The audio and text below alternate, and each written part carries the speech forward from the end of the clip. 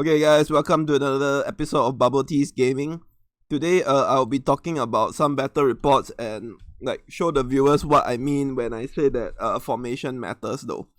So during KVK we'll match up with K54 and basically MHL versus IKW with RuN stepping aside, and it was fun though, but like then I got a few battle reports, then thought I might, hey, this is actually a perfect time to show the viewers like what I mean by countering, hard countering and stuff, because like a lot of my theories that I form here or I teach you that you don't see tangible results, and during this KVK I happen to actually manage to do a few battle reports that prove that it's actually what I say is right.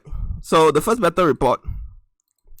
Okay guys, so I obviously can't save any stats though, so I can't show any stats because of the player interest. But so I won't be showing stats, I'll be just breaking things down. Let me check my OBS. Okay, yep, it works. No, not this.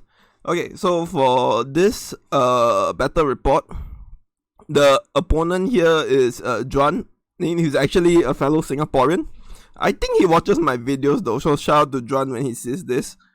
So RuN actually castle, from roughly what I can see here from his combat rate and stuff, he's actually built a very decent zero castle slash solo army tank. So I won't go into details about what he did, but if RuN is watching, like your castle is very well designed, and it's no wonder that I didn't manage to kill any of your troops. So what did RuN do well? So RuN basically is very 2-line focused. He doesn't go ham and play 3 lines though, so it's actually wonderfully designed. If I was like someone with his budget and like his role, I would have designed my castle 80% to like mimic his. Okay, but that's not the point.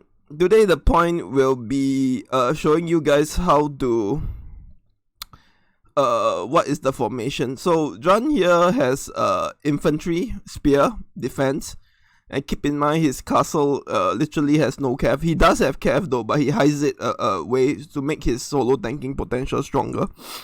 So he has like 2.8 to 3 million troops, which makes hiding troops very easy.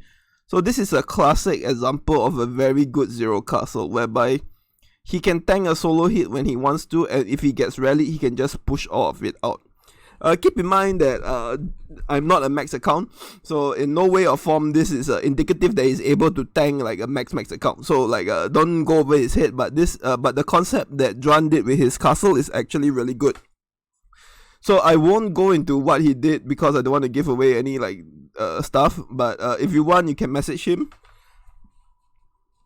in game and he can tell you how to design his castle for zero castle, and his refinement is very well done in a sense that he has no dead slots when he's taking a solo hit, which is amazing though. So the main point here is that the first rally I did infantry and cavalry, because this is my default formation which I like to test. So a few things I did wrong here.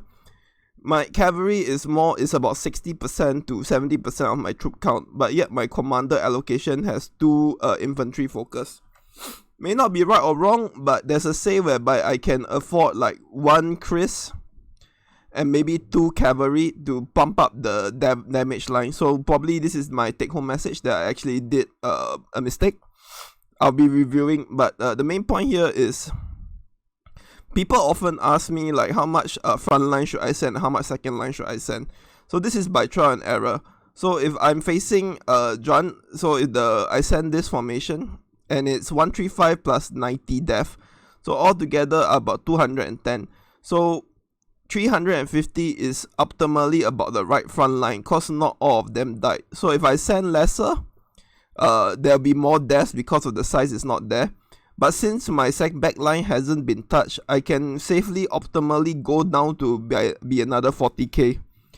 So if you look at the battle statistics, I got wounded, let me see, 1 million, wait, that's not right, 300k, Okay, the wounded limit is extremely iffy. Oh, is this so? Army size 300k is correct. Yeah, correct, 100,000. So I still have survivor for infantry, but it's really close though. So 350k frontline would be optimal. So John, on the other hand, did not lose any T4, and he basically traded wounded T3. So this is what you want to do as a zero castle. So you want to make me bleed T4 while you bleed T3. Okay, so the main point here is I want to show you that even though this guy has no cavalry, so this would be a safe formation. Then the second time I thought I would test a full infantry. Okay, big mistake. He unleashed some cavalry. So my 833, and I actually lost a lot, not a lot more, like more royals were injured during this process. So as you can see here, due to me having cavalry in the second line, I managed to kill more than having a full infantry. But my full infantry, I managed to go even on death though. So if you're due to infantry spear, there's no countering. It's actually very hard to cavalry to X3 me. So the proper formation when someone is doing infantry spear is always be infantry cav. Even though you lose about the same, you lose about the same, but you're killing 2 times more because of your cavalry backline. So this is a lot of things that people don't understand. They thought like in cav you just go full infantry and you can somehow wreck. So I just proved to you guys that if you're going full infantry, you do not kill as much, but you take about the same damage. Look at this. My infantry here is about 350k, but my infantry here is about 800k. How the hell did both of them manage to do equally? So this is another aspect of the game, and it's called morale. Due to me having a cav backline that damages their front line, their front line is getting lesser. So in theory, if you think of 40 minutes, and if each minute I kill off 10% of your troops, your frontline damage gets lesser. While when your frontline damage gets lesser, your morale drops, causing your death loss to multiply. So if infantry spear is not, even though this guy has no cav, it's not always the right idea to go full infantry. You lose more than the other side. The right effect would be to pepper your front line to match their 2 front line and have a secondary back line to counter their first front line. So this is the optimal way to do this though. A lot of people ask me, how do I know how much front line to send?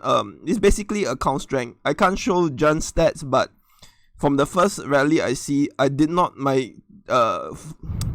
infantry front line did not get fully wiped. This is a clear indication that my optimum number is actually set correctly. But due to the second rally, which I did full infantry and no cav, I have no countering formation in my department to X3 their infantry. Hence, even though my front line was a lot bigger than my second front line, due to the fact that this one doesn't have much damage to kill the front line, causing it to be a sub-optimal formation, even though the other side has no cavalry to X3 me. So when you're attacking, it's always good to have this logic.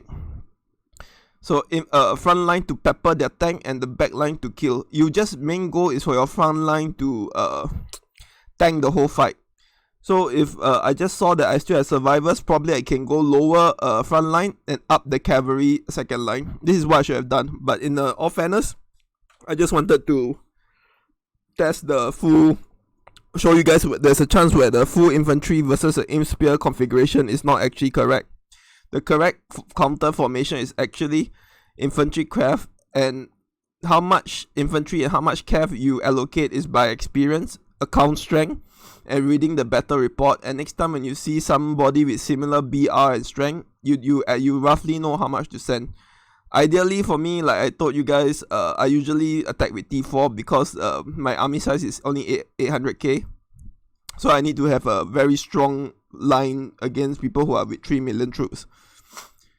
So I hope this lesson proves that even though like your front line counters the 2 front line, you always need a good back line to pepper. Like this is really stupid though. Like you're trading your T4 for his T3.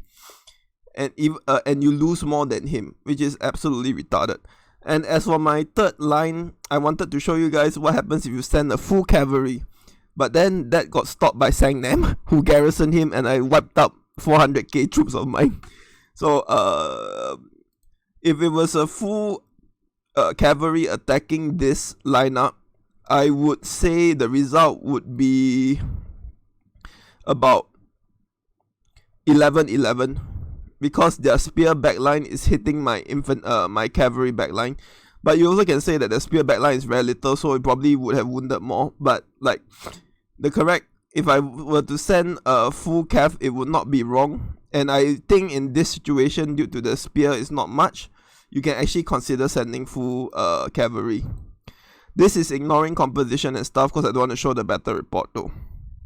Okay, so I hope you guys take home the correct formation to use, and cavalry, full cavalry might be correct here, but if the other side has a 1 million T4 spear in the lineup, full cavalry is usually wrong. So always go with the concept that I taught you guys, where your front line just tank their whole army, and your back line tanks their front line to counter their front line.